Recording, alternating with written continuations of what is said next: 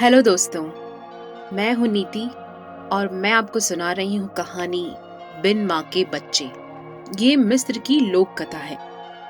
बहुत पुराने जमाने की बात है। एक आदमी अपने परिवार के साथ एक छोटे से गांव में रहता था। जब उसके बच्चे छोटे ही थे कि माँ की मृत्यु हो गई। बच्चों की देखभाल के लिए पति को दूसरी शादी करनी पड़ी। कुछ सालों के बाद सौतेली माँ भी दो बच्चों की माँ बन गई। अब चारों भाई बहन एक साथ रहते थे। कुछ समय के बाद सौतेली माँ एकदम बदल गई। वह अपने बच्चों को अच्छा खाना खिलाती थी, अच्छे रंगीन कपड़े पहनाती थी और सौतेले बच्चों को पुराने कपड़े पहनाती थी। कुछ दिनों बाद सौतेली माँ ने उन्हें सूखी रोटी देकर गायों के ग्वाला भेजना शुरू कर दिया। अब वे दिन भर ग्वाला जाते और भूखे प्यासे शाम को घर आते थे। ऐसे समय में उन्हें अपनी माँ की बहुत याद आती थी।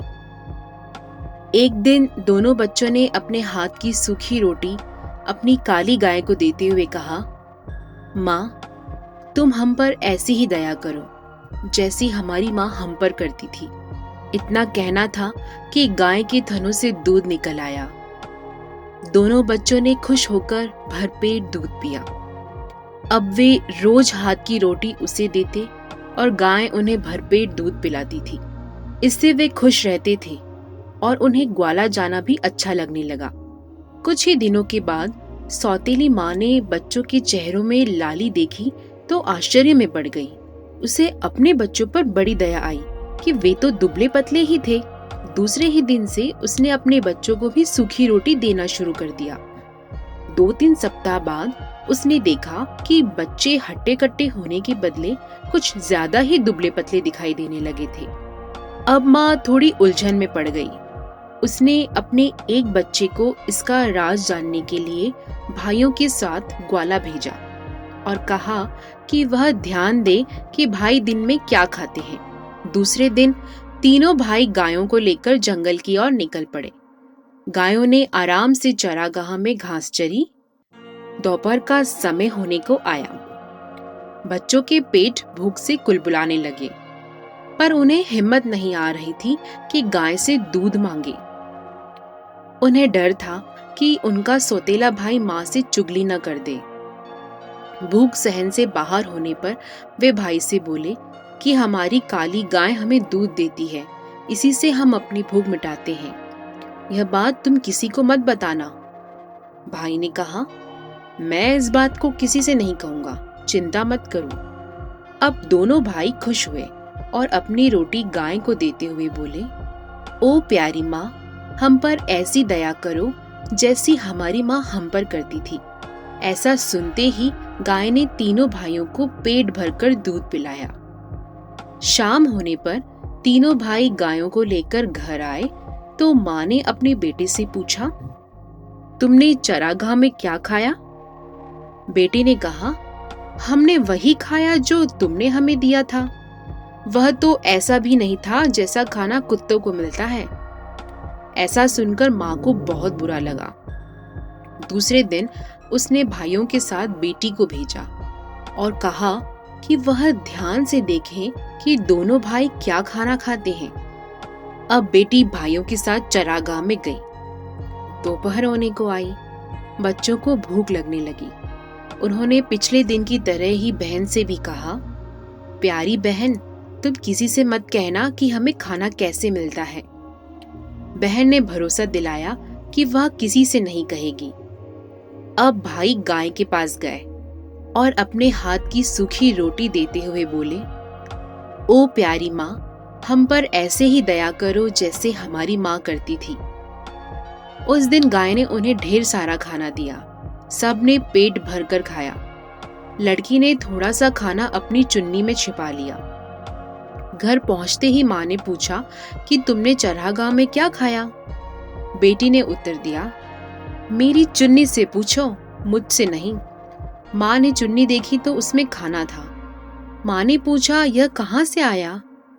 बेटी ने माँ से कहा कि इसका जवाब चुन्नी ही दे रही है कि खाना गाय ने दिया था।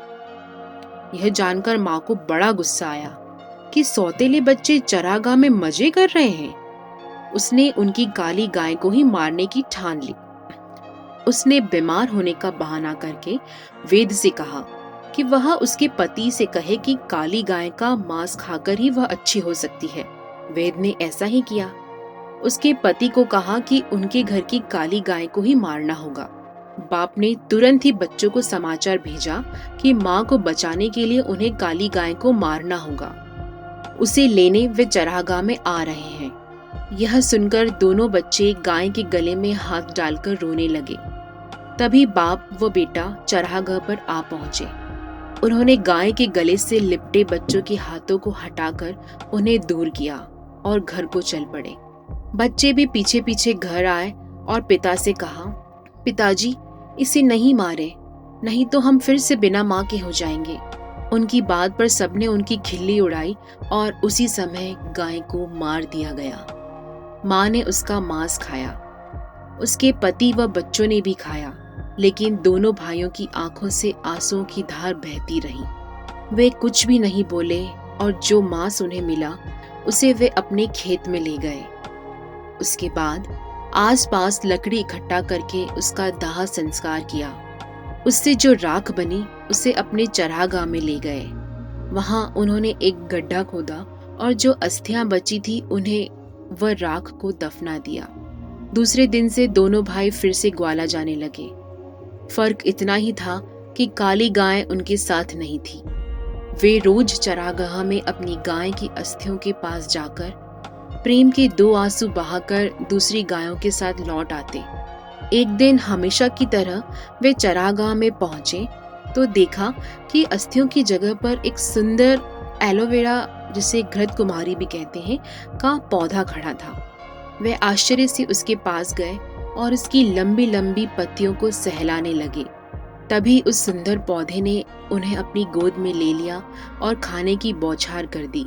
दोनों भाई उस पर लिपटे हुए बोले, हमारी माँ कभी गाय बनकर आती है, कभी एलोवेरा की बहार बनकर आती है।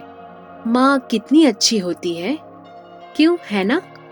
कहकर दोनों भाई हंसने लगे। कहते हैं कि उसके बाद वे दोनों भाई अपनी सौतेली माँ के पास नहीं गए। उसी घृत कुमारी ने उनका पालन पोषण कर उन्हें बड़ा बनाया। तो दोस्तों, कैसी लगी आपको ये कहानी? मुझे कमेंट बॉक्स में कमेंट करके ज़रूर बताइए। Happy mother's day.